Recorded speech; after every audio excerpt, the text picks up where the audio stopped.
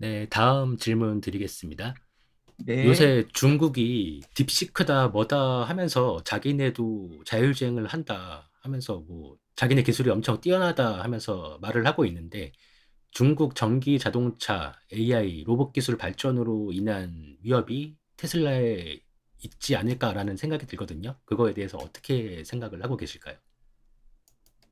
네. 사실 뭐 제가 그 이 책을 출간하고 나서 여러 유튜버들과 인터뷰를 했었는데 그때는 이제 이 딥시크 사태가 터지기 전이어서 네네. 이제 제가 사실 그런 거에 대해서 질문을 하거나 답을 한 적은 없어요. 근데 이제 네. 저는 이제 이거에 대해서는 슈퍼너물님이 아실지 모르겠지만 이제 엑스 테슬라 투자자 커뮤니티에는 제가 이제 제 생각을 올렸었거든요. 그래서 그거에다가 이제 제가 추가로 찾은 자료들 같은 거 좀 정리해서 말씀을 드리면, 일단은 이거 말씀드리기 전에 이제 저도 자동차 쪽에서 제가 일을 했고 자동차 공학을 전공했지 제가 AI 전문가는 아니라는 거를 좀 네네.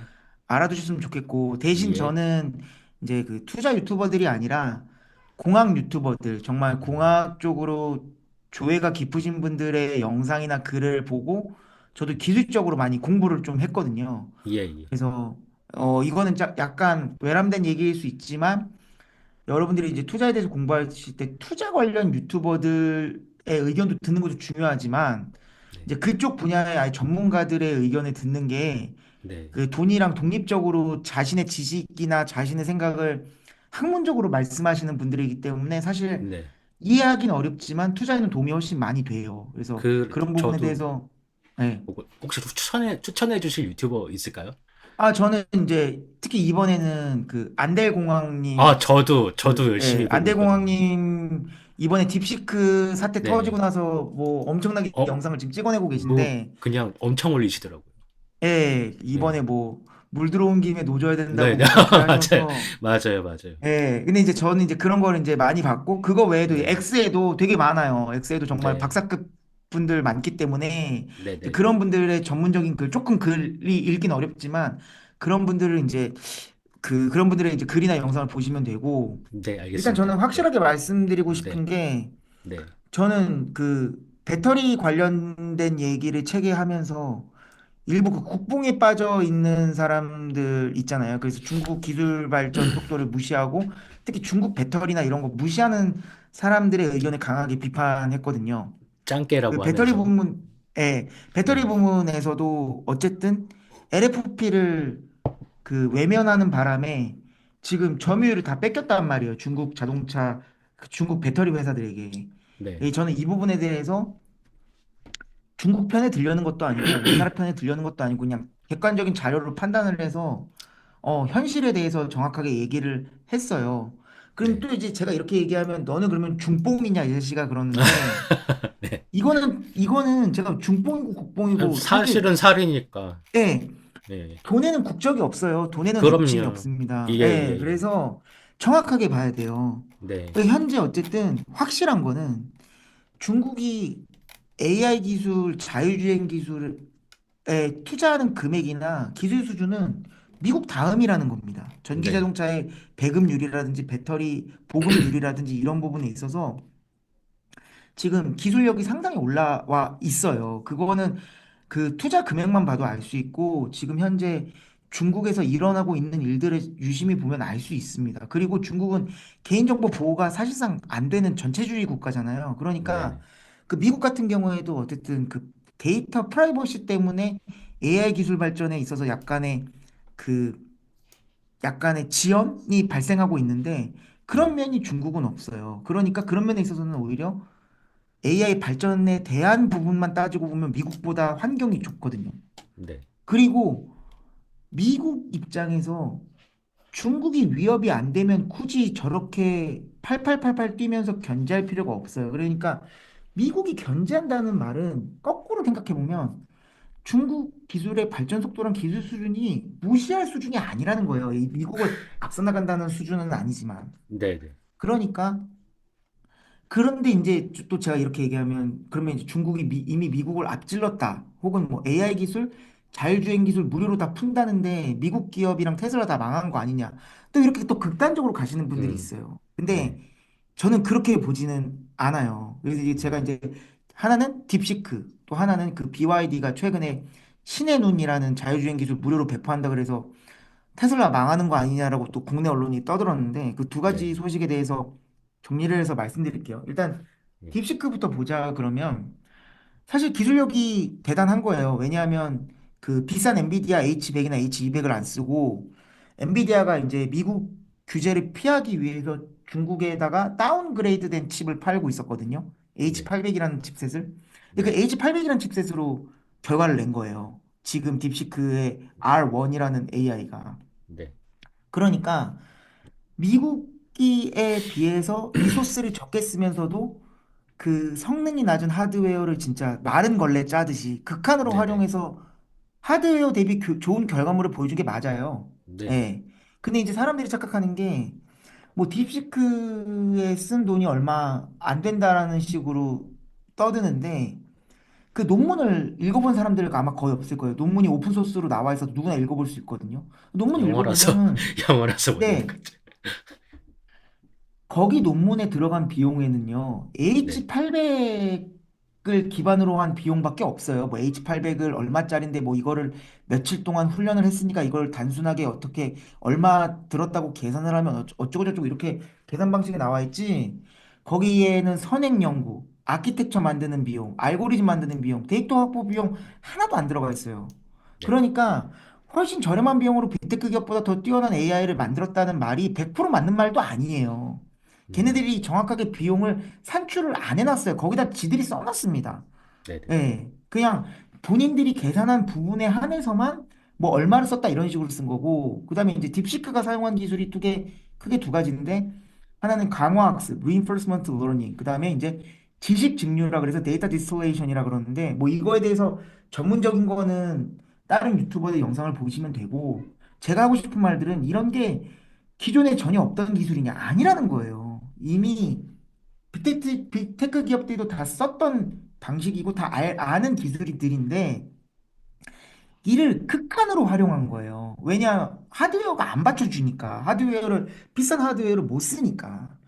그리고 거기다가 오픈 AI가 딥시크가 자신들의 모델을 활용했다는 증거를 발견했다고 하거든요. 발견했다고 밝혔거든요. 최근에. 예, 그러니까 딥시크 역시 미국에 있는 AI 기술을 가져다가 활용을 한 거예요. 네, 그러니까 저는 이런 부분에 대해서 정확하게 팩트로 이 부분은 확실히 딥시크가 잘했지만 또 이 부분은 좀 과장된 부분이 있구나라고 뭐 좋냐 안 좋냐 이렇게 이분법적으로 제발 생각하지 마시고 네. 그 제대로 된 기술적인 거에 대해서 공부를 좀 하셔서 지금 딥시크가 요런 임팩트를 줬구나라고 정확하게 인식을 하시는 게 중요하고 네, 네. 그다음에 이제 딥시크가 등장했다고 비싼 칩을 사용할 필요가 없다라고 주장하시는 분들이 있어요. 그래서 딥시크 충격 나왔을 때 엔비디아에서 한 번에 800조 원이 빠졌는데 저는 그때 그거는 그래서 속슬 샀거든요. 그 확 떨어진 날에. 음 말이 안 된다고 생각을 해갖고. 그러니까 이거를 네, 어떻게 보셔야 되냐면 그냥 네, 뭐 바이 더 딥이다 그래서 낮으니까 산다 이런 개념보다도 네, 이거를 논리적으로 잘 생각하셔야 돼요. 네, 그 딥시크가 등장했어. 비싼 칩을 안 써도 AI 성능이 잘 나오네. 그럼 비싼 칩이 필요가 없네. 이런 논리 구조는요. 네. 동전의 한쪽 면만 본 거예요. 예, 거꾸로 생각하면, 네, 어? 야, 딥시크 얘네 알고리즘 AI 만드는 거 보니까, 야, 싼 칩을 사용했는데 요 정도 성능이 나와? 야, 그러면 비싼 칩을 사용하면 얼마나 성능이 더 좋게 나올까? 이 부분도 생각을 해야 된다는 네. 거예요. 저도 똑같은 생각을 왜냐하면, 했습니다. 네, 네. 왜냐하면 AI 기술이 지금 완성된 게 아니기 때문이거든요. 이미 AI 기술은 완성되거나 성숙된 기술이 아니고 지금 AI 시장이 성숙된 시장이 아니라 이제 막 폭발적으로 성장하는 그 초입 단계에 있거든요. 네, 네, 그러니까 지금은 이제 겉으로는 중국이랑 미국이 막 싸우는 것처럼 보이지만 지금은 사실 싸울 때라기보다는 야, 너희가 좋은 기술 그 좋은 알고리즘 구현 방법 알아냈어? 야, 우리는 또 좋은 칩을 개발했네 이러면서 서로 티키타카 하면서 막 기술을 끌어올려야 될 때예요. 그러니까 네네. AI 전문가들 얘기를 들어보면 딥시크 나온 걸 좋아합니다. 이것도 논문도 누구나 아, 볼 수 있거든요. 아, 오픈으로 풀려 있기 때문에. 그러니까 네네. 대부분의 공학자들은 딥시크의 출현을 굉장히 좋게 봐요. 그럼 이제 오히려, 그걸 또 활용해가지고, 예, 음, 더 좋은 AI 성능을 더 저렴한 가격에 내놓을 수 있는 길이 열린 거잖아요. 아, 예. 그리고 극대화시켜서, 미국은, 예, 또 미국은 예, 어떻게 하냐면, 이제 미국이 이제 H800 정도 되는 칩 가지고도 그 중국이 뛰어난 AI 성능을 보여주니까 더 그 반도체 체제를 더 강화하려고 지금 그러고 있거든요. 트럼프 네네네. 그 체제 예, 하에서. 예, 예. 그러니까 미국 입장에서는 반도체 제재는 더욱더 강화하고 빅테크 기업들은 이제 야 우리끼리만 경쟁자인 줄 알았더니 저기 중국 애들 보니까 저 성능 떨어지는 성능 떨어지는 AI 기술로도 AI 예, 칩으로도 예, 저렇게 좋은 성능을 냈어. 야 우리 방심하면 안 돼. 이렇게 된단 음, 말이에요. 지금의 상황은. 맞아요, 맞아요. 그러니까 어떻게 되냐면 어, 그 사람들의 생각과 달리 지금 AI 칩을 더 살려고 하는 움직임들이 보이고 있어요. 당장 일론 머스크만 하더라도 네, 지금 며칠 전에 그록슬이 나왔는데 지금 그게 엔비디아 GPU 20만 개 썼다 그러는데 향후 네네. 짧은 시간 내에 100만 개까지 올린다 그랬거든요. 예, 그러니까 맞습니다. 사람들의 그런 단기적인 시각, 그 동전의 한쪽 면만 본 그 논리가 안 맞아 들어가고 있다는 네, 거예요. 그래서 그렇게 생각을 하셔야 되고 네네. 그래서 딥시크가 오히려 좋다. 딥시크가 음, 나온 게 긍정적으로 생각해. 지금은 여기저기서 초입 단계이기 때문에 좋은 기술이 나와줘야 돼. 자기가 투자하는 회사의 경쟁사라고 하더라도 그게 네, 설령 중국이라고 하더라도 예, 아직 AI 기술이 완성된 게 아니기 때문에 그래서 저는 이거를 절대 나쁘게 보고 있지 않다. 오히려 저는 AI 시장 전체로 봤을 때는 호재다. 네네, 호재에 가깝다라고 저는 네네. 보고 있고, 예, 그다음에 예. 이제 BYD 자율주행 기술 무료 배포에 대해서 이야기를 할게요. 이게 또 이것 네, 때문에 또 테슬라 주가가 그때 좀 작살이 예, 났었는데, 예, 맞아요. 예, BYD는 이제 배터리 생산 회사기도 해요. 그 전 세계 점유율 2위고요. 네, 그다음에 이제 중국에서 자동차를 생산하는 자동차 회사기도 하고요. 근데 이제 이거를 이제 영어로 이제 God's Eye라 그러고 이제 한자로는 천신지한 말 음, 그대로 신의 눈이란 뜻이에요. 네네, 하늘의 신의 눈이란 뜻인데 네, 이 신의 눈이란 자율주행 기술을 발표했는데 이때 이제 국내 언론에서 뭐라고 떠들었냐면 테슬라는 돈 받고 FSD를 파는데 음, BYD는 무료로 자율주행 기술을 푼다. 그것도 저렴한 자동차에까지 자율주행 기술 푼다더라. 테슬라 너네 가격 경쟁력 없는 거 아니냐. 이런 식으로 이제 네, 떠들었거든요. 네네, 근데 이거는 이제 제 책을 제대로 읽어보시고 그다음에 BYD 발표 내용을 직접 확인만 했어도 이런 언론의 어떤 그런 자극적인 제목이 말이 하나도 안 된다는 거를 쉽게 알 수 있어요. 네네. 일단 신의 눈은 A, B, C 세 단계로 나눠져 있어요. 자율주행 기술이 신의 눈 A, 신의 눈 B, 신의 눈 C로 나눠져 있습니다. 아, 네네, 이거부터가 말이 안 돼요. 그리고 이 A, B, C가 어떻게 나눠져 있냐? 차량 가격별로 다릅니다. 그러니까 비싼 차에는 신의 눈 A가 들어가고요.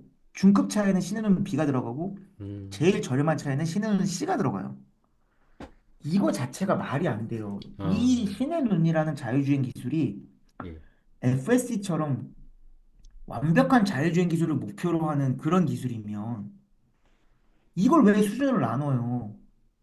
그죠, 궁극적으로 사람의 도움이 없는 자율주행 기술이면 그냥 그 자율주행 기술이냐, 그 자율주행 기술이 아니냐, 두 개밖에 없는 거예요. 그죠. 이게 중에 어떻게 두 아니냐만 개가 해야지. 나눠져요? 네네, 말이 안 되잖아요. 네네네, 그러면은 테슬라가 사이버캠 내놓으면서 좀 럭셔리한 자동차에는 FSD-A를 내놓고 좀 저렴한 차에는 FSD-B를 내놓나요? 그렇지 않거든요. 예, 예, 테슬라는 저렴한 차량부터 비싼 차량까지 다 FSD 하나의 AI 기술로 작동시킬 거 아니에요. 그러니까 네네, 이건 하나밖에 없는 거예요. 궁극적으로 사람의 네네네. 도움이 아예 필요 없는 자율주행 기술은. 그러니까 아, 그러네요. 이게 네네.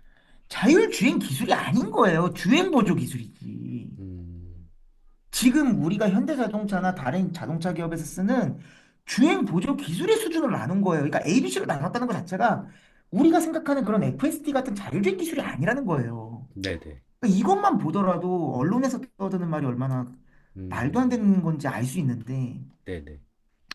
이거에 대해서 일단은 그 여러분들이 여기서 딱 아 이게 말도 안 되는 소리를 언론에서 떠든 거구나라는 걸 아셔야 되고 그리고 이제 하나하나 따져보자는 거죠. 자, 일단 제일 낮은 단계에 들어가는 신해논 씨. 이게 이제 막 그 중국에 파는 차 중에서 2천만 원대에도 막 들어간대요. 근데 네. 이제 요게 그냥 그 테슬라로 따지면 내비게이션 기반 오토파일럿이에요. 네네. 네. 그냥 근데 테슬라도 오토파일럿 공짜로 제공하잖아요. 그냥 크루즈네요, 물론 크루즈. 예, 네. 테슬라가 무료로 제공하는 오토파일럿은 내비게이션 기반은 아니에요. 내비게이션 기반 네. 오토파일럿을 쓰려면 미국에서는 FSD를 사야 되고 우리나라에서는 FSD보다는 저렴한 그 EAP를 사요. Enhanced Autopilot이라고. 대신에 이 신에는 C는요 고속도로에서 밖에 사용을 못합니다. 아, 대신에 테슬라는 오토파일럿 뭐 EAP, FSD 어쨌든 다 고속도로가 아닌 곳에서도 사용할 수 있잖아요. 네. 그러니까 그리고 이제 테슬라 같은 경우에는 그 미국 같은 경우에는 신호등 및 표지판 인식 기능을 활성화시킬 수 있어요. 오토파일럿에서도 무료 버전에서도 이거를 베타 버전이긴 하지만 활성화시킬 수 있거든요. 네. 그러니까 비슷한 거예요, 수준이. 신의 눈 음, C나 무료로 제공하니까 이게 신의 눈 C를 어떻게 이거를 자율주행 기술로 이야기해요? 테슬라 오토파일럿 자율주행 기술이다라고 얘기하면 욕할 거 아니에요. 언론도 욕할 네. 건데 이게 어떻게 자율주행 기술이에요? 그냥 주행 보조 기술이죠. 네네. 그리고 그 BYD 전기 자동차가 테슬라 전기 자동차보다 싼데 뭐 자율주행 기술을 무료로 배포했다 이런 식으로 떠드는데 BYD 저가 전기 자동차가 테슬라 전기 자동차보다 싼 이유는요. 자율주행 기술 무료로 뿌리고 자율주행 기술을 더 저렴한 가격에 제공하고랑 아무 상관없어요. 그냥 배터리 용량이 작아요. 아, 그게 그래요? 전부예요. 그래요? 배터리 용량이 네. 테슬라의 절반도 안 돼요. 어, 테슬라 막 30kWh 정도밖에 안 들어가 있어요. 테슬라는 음, 작은 용량도 그 70 들어가 있잖아요. 좀 큰 거는 막 100kWh 들어가 있고. 네. 그러면 배터리 용량이 결국에 전기 자동차 가격을 결정하는데 거기다가 차량 크기도 훨씬 작아요, 테슬라보다. 음, 당연히 그러면 다른 소재들도 적게 들어갈 거고요. 그다음에 소재의 퀄리티 차이도 있고요. 왜냐하면 테슬라는 그래도 가격대가 있다 보니까 그 내부 재질이나 이런 걸 좀 고급을 쓴단 말이에요. 네. 그러니까 BYD가 저렴한 차량에 소프트웨어 업데이트가 가능한 주행 보조 기술을 그냥 무료로 넣어준다고 선언한 것뿐이에요. 네. 그러면 이게 그래 테슬라는 아직까지는 막 3, 4천만 원짜리 차는 없으니까 그럼 BYD가 조금 더 테슬라보단 저렴한 차에 그냥 주행 보조 기술을 돈을 조금 받을 수 있었는데 그걸 공짜로 넣어줬구나. 이 정도로는 생각할 수 있지만 야 네. 이제 테슬라 망했다. 테슬라 자율주행 기술 돈 받고 주는데 야 BYD는 공짜로 주는데 이렇게 말할 수 있어요? 그건 말이 안 되는 거죠. 네. 제가 예를 하나 들어볼게요. 현대자동차가 주행 보조 기술을 계속 발전시켜서 제네시스에만 들어갔던 각종 주행 보조 기술을 소나타, 아반떼 이런 데다가 저렴한 가격 혹은 무료로 넣어주면 그게 현대자동차 발 자율주행 기술 충격이고 테슬라 주가가 폭락할 일이고 테슬라 망했다라고 떠들 일인가요? 말이 안 돼요. 음, 그렇게 비유를 하면 딱 이해가 쉬울 거예요. 네네. 그러니까 이거에 대해서 어떻게 자율주행 기술을 무료로 배포했다라고 떠드냐고요. 심지어 음, 기성 언론들은 테슬라가 완전한 자율주행 기술도 아니면서 FSD, Full Self Driving이라는 표현을 썼다고 무지막지하게 깠어요. 근데 BYD에게는 왜 그 자율주행 기술도 아니고 주행 보조 기술 테슬라도 무료로 넣어주는 주행 보조 기술 수준의 신해논 씨를 어떻게 그거를 자율주행 기술을 무료로 넣었다 그래요? 말이 안 되는 거거든요. 네네. 일단 이제 C는 말이 안 돼. 그 자율주행 네. 기술이라고 할 수도 없고. 네. 그다음에 이제 A랑 B를 볼게요. 근데 네. A랑 B는 일단 엔비디아 자율주행 칩셋인 오린이 들어가고 라이다 센서가 들어가요. 신해논 음, A는 라이다 센서가 3개 들어가고 음, 신해논 B는 라이다 센서가 하나 들어갔는데 근데 이것도 진짜 웃긴 게 뭐냐면 신에는 A가 들어가는 브랜드가 양왕이라는 브랜드인데 이거 차량 가격이 1억 5천만 원이 넘습니다. 어, 그리고 예, 신에는 B가 들어가는 브랜드 덴사 FCB도 차량 가격이 5천만 원에서 9천만 원이에요. 똑같네요, 그냥. 그러면은 양왕은 지금 네, 현재 모델 S, 모델 X보다도 예, 비싸고 예, 덴자 FCB는 모델 Y, 모델 3 수준이에요. 네, 그러니까 이게 여기다가 신해놓는 무료로 배포하겠다는 건요. 그냥 테슬라의 슈퍼바이즈드 FSD를 껴서 패키지로 파는 거랑 똑같은 거예요. 음, 가격을 보면. 네네. 아니, 6천만 원짜리 모델 Y에다가 1천만 원 FSD 얹어서 7천만 원이 파는 거랑 뭐가 어, 다르냐는 되게, 거예요. 되게 비싸네요, 이렇게. 예, 되- 말장난, 말장난. 이건 무조건 말장난인 싸다고 거예요. 생각했었는데, 예, 그럼 그러니까 여기다 이게, 관세 매기면 엄청 비싸지는 건데. 예, 뭐 중, 이제 네, 국내 들어올 것 같진 않지만. 그러니까 네네. 이게 이런 거를 아무도 언론에서 안 떠드는 거예요. 그러니까 이게 음, 무슨 경쟁력이 있어요. 이게 무슨 공짜로 넣어주는 거예요. 그냥 차량 가격에다가 소프트웨어 가격이랑 라이다 가격 다 집어넣은 거지. 네, 그리고 지금 현재 신에눈 A가 제일 수준이 높은데 이게 슈퍼바이즈드 FSD보다 자율주행 성능이 뛰어나다는 증거도 없어요. 그리고 네네. 이제 라이다를 쓰면 왜 안 되는지에 대해서는 제가 책에 자세히 설명을 했고 네, 현재 도로교통체계가 운전자의 시각을 기준으로 지금 도로교통체계가 짜여져 있잖아요. 왜냐하면 네네. 사람이 눈으로 보고 운전을 하니까. 네, 그러니까 라이다는 빛이 그 물체를 맞고 오는 시간을 계산해서 쓰는 거기 때문에 네, 사람처럼 생각하고 사람처럼 해야 현재 도로교통체계에서 제대로 자율주행을 쓸 수 있는데 그러려면 라이다가 아니라 카메라 기반으로 자율주행이 동작해야 된다는 거죠. 이거에 대해서는 제가 그 책에서 자세히 썼는데 일단 그 네네. 라이다를 쓴다는 것 자체도 사실 그래서 그 제 생각에는 자율주행 기술 발전 방향과 맞지 않다고 생각을 하고 네네. 설령 라이다를 써서 자율주행 기술을 구현을 했다고 쳐도 전혀 가격적인 메리트가 없어요. 네. 지금 현재 상황에서도. 엄청 그렇, 비싸니까. 예, 아, 그렇다고 해서 지금 신앤론 A가 슈퍼바이즈드 FSD보다 성능이 좋다라는 증거도 없고요. 음, 그리고 이제 제일 큰 문제가 아까 딥시크랑 연결되는데 이 신의 눈이 딥시크를 AI로 활용한다고 했거든요. 이게 제일 큰 어, 약점이에요. 이게 그 네네. 언론에서 말하는 거랑 반대로.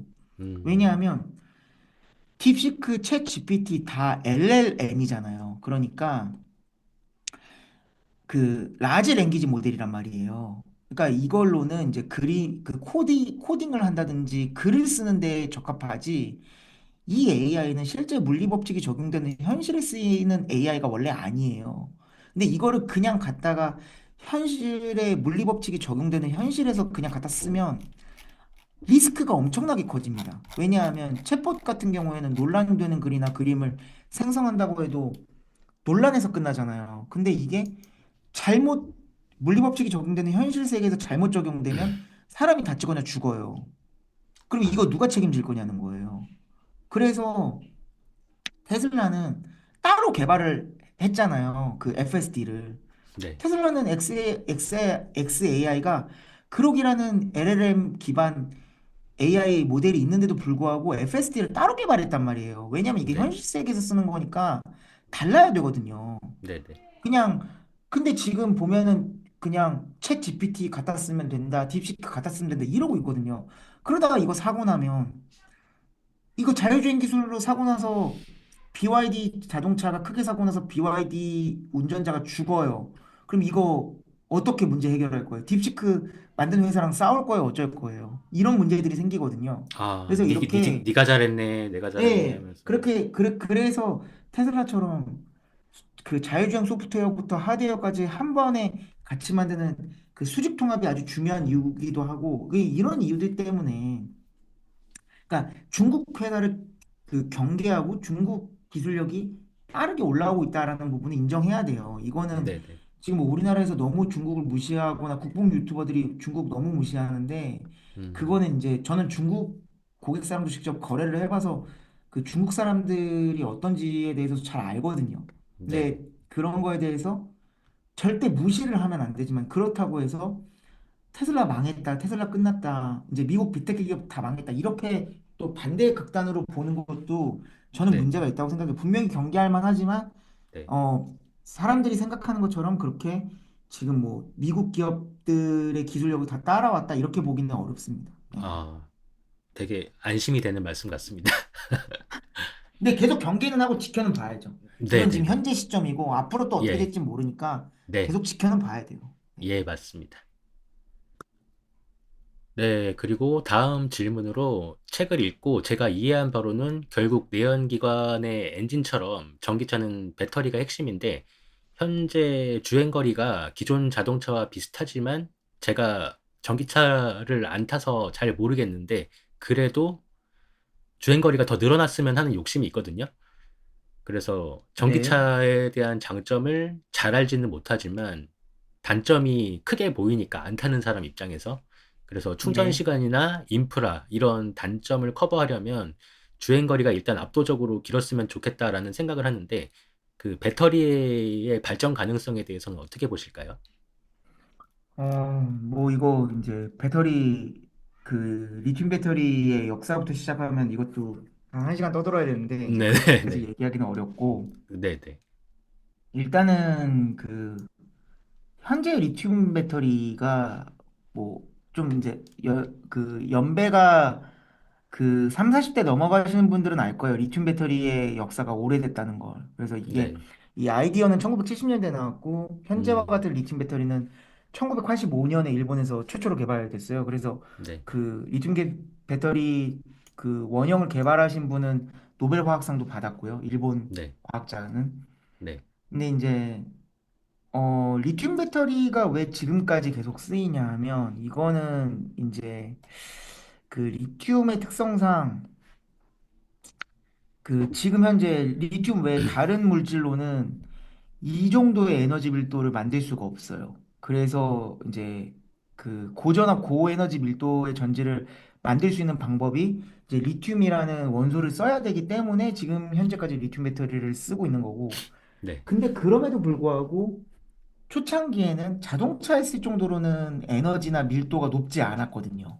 네. 그러니까 이제 뭐에 썼냐면 뭐 우리 아시죠? 뭐 CD 플레이어 옛날에 그렇게 음. 전자기기에 쓰고 그다음에 핸드폰에 쓰고 이렇게 됐던 네네네. 거거든요. 네네네. 그랬는데 이제 리튬 배터리의 원리는 그대로 살려가되 다른 부분을 계속 바꿔갖고 에너지 밀도와 그, 그 순간적으로 낼 수 있는 힘을 계속 높인 거거든요. 네. 그래서 이제 그 중에 이제 어떤 부분에 많이 바꿨냐 하면 요즘 이제 아까도 얘기했지만 많이 떠드는 양극재. 양극재 소재에 따라서 에너지 밀도 차이가 크기 때문에 네. 양극재를 엄청나게 많이 개발을 한 거예요. 그래서 네. 양극에 들어가는 그 양극을 어떤 식으로 쓰냐에 따라서 그 양극재의 소재에 따라서 이게 에너지 밀도가 크게 달라지니까 이 대표적으로 NCM 우리나라에서 주로 만드는 니켈, 코발트, 망간 앞글자를 따가지고 네네. 양극재를 니켈, 코발트, 망간을 섞어서 만들어서 NCM이라 그러고요. 그 네네. 다음에 이제 중국에서 밀고 있는 게 LFP. 이게 리튬 인산철의 약자인데 리튬 인산철이 양극재로 들어가서 그래요.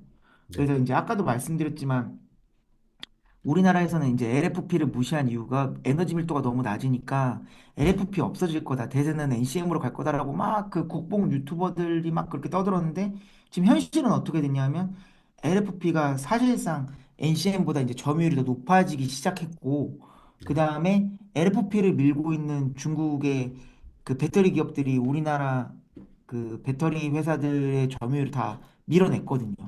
그 네. 뒤늦게 지금 우리나라도 LFP 만들겠다 그러는데 지금 뭐 빨라야 지금 2026년이라고 얘기를 하고 있으니까 네네. 이런 면에 있어서는 전략적으로 잘못 선택을 한 거죠. 왜냐하면 처음에는 분명히 에너지 밀도가 LFP가 낮았어요. 네. 그런데 이게 워낙 싸니까. 네네. 특히 그 NCM은 코발트 같은 경우에는 이게 그 콩고에서 생산되기 때문에 굉장히 그 콩고가 지금 그 정치적으로 아, 불안정하거든요. 그 막 그리고 착취하고 막 예, 이런 거죠. 아동에 노동 착취한다 그래서 문제가 많아서 지금 코발트를 어떻게든 줄이려고 안간힘을 쓰고 있고 그다음에 네. 니켈이랑 코발트는 니켈도 마찬가지고 코발트도 마찬가지지만 기본적인 가격이 너무 비싼 데다가 이게 변동성이 너무 심해요. 특히 네. 코발트는 정치적인 이슈 때문에 진짜 지정학적 이슈 때문에 변동성이 너무 심하고 반면에 LFP 같은 경우에는 리튬 인산 처리이기 때문에 리튬 같은 경우에는 니켈이나 코발트에 비해서는 구하기가 어렵진 않거든요. 네네. 순도를 높이는 게 좀 어려워서 그렇지. 네. 어쨌든 그래서 가격이 엄청나게 쌌단 말이에요. 그래서 중국 배터리 업체들이 어떻게 그 방향을 잡냐 하면 LFP를 쓰면서 그냥 여기서 어떻게든 진짜 또 마른 걸레 쥐어 짜듯이 왜냐하면 가격이 저렴하니까 마른 걸레 쥐어 음. 짜듯이 LFP의 그런 어떤 에너지 밀도를 높여보자라고 연구를 엄청나게 한 거죠. 그래서 이제 대표적으로 뭐가 있냐 하면 이제 배터리 구조가 가장 기본 단위가 셀이에요. 그 셀을 네네. 모아서 모듈을 모아서 팩을 만드는데 네. 이렇게 하면 이제 문제가 뭐냐면 배터리 전체에서 실제 에너지가 저장되는 공간의 비중이 너무 낮은 거예요. 나머지는 음. 모듈 패키징, 팩 패키징 막 그런 패키징 그다음에 이제 뭐 거기에 이제 배터리 냉각돼야 되니까 막 냉각 장치들이 들어가 있고 막 이런 장치 저런 장치 막 들어가 있으니까 배터리는 겉으로 봐서는 엄청나게 큰데 실제로 셀이 차지하는 부피가 얼마 안 되는 거예요. 그러니까 안 그래도 LFP는 에너지 밀도가 낮은데 그러면 LFP 자체 에너지 밀도를 높일 수 없으면 그래 차라리 그 배터리 전체에서 실제 셀이 차지하는 비중을 올려보자. 그러면은 같은 공간에 더 많은 셀을 넣을 수 있으니까 그 에너지 용량이 올라갈 거잖아요. 그래서 네네. 모듈 단계를 없애버리고 셀에서 바로 팩으로 가는 셀투팩 기술을 개발한 거예요. 이게 아마 CATL이 그 개발을 했을 텐데 네. 이런 갖가지 방법을 써가지고 열심히 그 LFP의 그 에너지 밀도를 높이려고 노력하다 보니까 이제는 NCM과 에너지 밀도에서 생각만큼 큰 차이가 안 나요. 물론 지금도 NCM의 에너지 밀도가 높습니다. 네. 높은데 예전에 비해서는 많이 줄었죠. 네. 그리고 여전히 가격 경쟁력은 있고. 그래서 음. 우리나라 테슬라 지금 모델 3, 모델 Y 다 중국에서 만든 LFP 배터리잖아요. 아. 근데 지금 보시면 아시겠지만 이제 며칠 전에 그 테슬라 모델 Y 주니퍼가 롱레인지랑 스탠다드 레인지 그 환경부 주행거리 인증을 받았어요. 네네. 근데 롱레인지가 500km, 스탠다드가 400km로 인정받았어요. 근데 이거 음. LFP거든요. 네네. 그러니까 예전에는 LFP로는 이 정도 주행거리 못 낸다 그랬었어요. 몇 년 전만 음. 해도. 네네. 근데 이제 500km, 400km 정도면 그리고 이제 여기서 제가 또 하나 말씀드리고 싶은 게 이 우리나라 환경부 그 주행거리 인증이 전 세계에서 제일 까다롭습니다. 아. 유럽, 중국, 미국 다 포함해서 네네. 제일 거리가 짧게 나와요. 그래서 음. 실제로 오늘들 이야기 들어보면은 실제 주행거리가 대부분 인증 주행거리보다 오래 간다고 하더라고요. 아, 한 그런가요? 10% 이상, 10% 정도는. 어. 어. 그러니까 예를 들어서 롱레인지가 500km인데 한 550km까지 간다 치면 연비가 별로 좋지 않은 가솔린 자동차들 주행거리가 이 정도 나오거든요. 그죠, 그죠. 저는 그게 네. 그러니까 이제는 더 이상 그 가솔린 자동차들과 주행거리에서 큰 차이가 안 나요. 그럼 이제 그러네요. 두 번째 네. 문제가 뭐냐면 이제 충전 속도거든요. 근데 이제 음. 충전 속도도 걱정할 필요가 저는 없다고 생각하는 게 야, 아무리 그 슈퍼차저 같은 거 써도 2, 30분 걸리지 않냐. 기름은, 딸깍 하면은, 2, 3분이면 다 채우는데, 그거 어려운 거 아니냐 그러는데, 그렇게 생각할 게 아니라, 전기차가, 이제 앞으로 전기차 충전소가 아파트마다 보급이 되면, 지금 신형 아파트 같은 경우에는 전기차 충전소가 엄청나게 많고, 구형 아파트에서도 전기차 충전소를 깔고 있거든요. 주차 공간 네네. 일부에다가. 네네. 그러면 그 전기차 충전소는요, 속도 빠를 필요가 없어요. 왜냐하면 밤새 주차해 놓으면 거기다 충전기 꽂아 놓으면 되니까 잘 때. 네네. 네. 7시간, 8시간 걸리면 완충돼 있고 그 어차피 매일매일 충전할 필요도 없잖아요. 네네. 그 주행거리가 떨어지면 그냥 오늘 하룻밤만 얘 물려놔야지 그러고 자고 일어나면 충전 다 돼 있으니까 그러니까 네. 저는 이런 거는 그 이제 사는 환경에 따라 조금씩 다르겠지만 어차피 시간이 지나면 지날수록 전기차 인프라는 증가하기 때문에 특히 우리나라에서는 어차피 500km면 다 가잖아요. 국내 편도 기준으로는 그 나만 다 돌아다닐 수 있잖아요. 대한민국 다 돌아다닐 수 네네네. 있기 그죠, 때문에 그죠. 예, 그냥 우리가 속된 말로 집밥이라 그러는데 집밥이 확실하게 있으면 음, 저는 이 그 충전 속도는 아무 걱정이 없다고 생각을 해요. 실제로 제가 오너들 만나봐도 집밥 있는데 오히려 주유소 가는 게 더 귀찮다는 거예요. 막 저렴한 주유소 찾으려고 막 차 네네. 막힌데 막 거기 왔다 갔다 하면은 30분씩 걸리고 그 시간이 네. 더 걸린다는 거예요. 예, 그냥 예. 아파트 우리 집 밑에 아니면 내가 일하는 회사에 전기차 충전소인데 그거 그냥 내가 일하는 동안에 하루 꽂아놓으면 일주일 동안 충전할 필요 없으니까 훨씬 네네. 편하다고. 주유소 안 가니까 그게 더 편하다고 하는 사람들도 있거든요. 그러니까 네네. 그런 식으로 이제 이해를 하셔야 되고, 그다음에 이제 장거리 같은 경우에 우리나라 말고요. 미국 같은 경우에는 진짜 충전 네트워크랑 충전 속도가 중요하죠. 왜냐하면 막 2,000km, 3,000km씩 가니까. 근데 네네. 그런 면에서 제가 책에도 썼지만 테슬라만큼 그 고속 충전 네트워크가 잘 돼 있는 게 없거든요. 네네. 그걸 어떻게 알 수 있냐면 테슬라가 독자 규격을 NACS라고 이름 바꾸고 그 규격을 완전히 다 오픈한 다음에 표준 충전 규격으로 북미에서 인정받았잖아요. 네네. 그래서 다른 자동차 기업이 어떻게 하고 있냐 지금 다 슈퍼차저 쓰려고 지금 노력 중이에요. 슈퍼차저 어떻게든 쓰게 하려고 차량에 들어가 있는 그 충전 구도 지금 NACS로 바꾸고 있고 그 테슬라랑 연동해가지고 테슬라랑 협의해서 슈퍼차저 꽂으면 충전이 될 수 있도록 지금 바뀌고 있고 뭐 GM이나 포드나 리비안이나 이런 회사들은 이미 NACS 쓸 수 있거든요. 네네. 미국에서. 네네. 그러니까 이런 면에 있어서도 테슬라가 압도적으로 유리하죠. 지금 현재로는. 네. 그리고 그 전기 자동차가 폭발적으로 늘어나면 이제 충전소나 그런 전기 용량이 부족해지는 거 아니냐라는 우려가 있잖아요. 네네네. 그래서 테슬라는 미래를 알아보고 제가 앞에 말씀드렸던 ESS VPP를 구축하고 있는 거거든요. 그 태양광을 받아가지고 그 에너지를 저장해서 그 에너지를 적재적소에 뿌리고 그리고 그 에너지가 슈퍼차저를 또 통해서 자동차에 저장되면 자동차가 또 그 에너지가 저장된 상태로 돌아다니고 그 에너지 저장소가 되는 거예요. 움직이는 에너지 그 배터리 움직이는 배터리가 되는 거죠. 그러니까 테슬라가 거기까지 바라보고 지금 그 에너지 생태계에서 에너지 생산, 분배, 저장, 사용까지 다 관할하고 있는 이유가 그것 때문이거든요. 네네. 그러니까 전기 자동차가 폭발적으로 늘어서 충전소가 부족해지는 거 아니냐라는 우려를 한다면 더더욱 테슬라에 투자해야죠. 그거를 대비하고 있는 회사가 테슬라밖에 없으니까. 음, 그러면 다른 회사들이 못하면 또 이것도 테슬라에게 의존할 거거든요. 슈퍼차저에 다, 의존하고 FSD에 의존하듯이 야, 너희 자연스럽게 네, 다 ESS 좀 가져가게 쓰면 되고. 안 되냐? 야, 너희 음, VPP 좀 갖다 쓰면 안 되냐? 이렇게 된다고요. 어, 그러니까 오히려 좋은 거죠. 그렇게 네네. 되면. 네네. 이렇게 그, 그, 이제 그렇다고 해서 그러면 모든 문제가 해결되냐? 그렇지는 않은 게 일단 배터리 비용이 아직도 많이 비싸고 동급 네네. 내연기관 자동차 대비 예, 예. LFP도 비싸죠. 네네. 그리고 이제 충전 속도도 어쨌든 2, 30분은 걸리니까 음, 아무리 속도를 많이 줄여도 네네. 근데 이제 이 부분에 대해서 저는 좀 새로운 관점을 제안하고 싶은 게 뜬금없을 수 있겠지만 로보택시 사이버캡이 이런 문제 해결책이 될 수가 있어요.